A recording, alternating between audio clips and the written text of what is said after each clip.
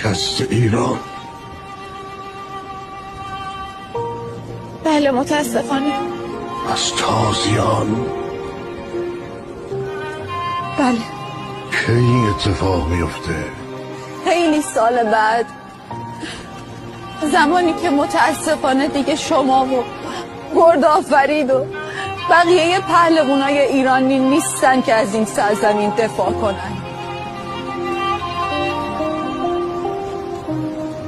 اما بزرگترین پهلوان این کتاب شما این جهان پهلوان. چه فایده وقتی نیستم تا بتونم ایرانم رو نجات بدم.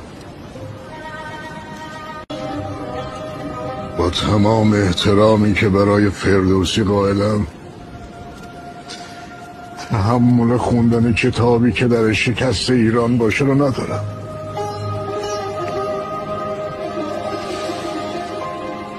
که ما را ز بدها تو باشی پناه، چو گم شد سر تاج کاووس شاه. دریغ است ایران که ویران شود، کنام پلنگان و شیران شود. اگر سر به سر تن به کشتن دهیم، از آن به که کشور به دشمن دهیم.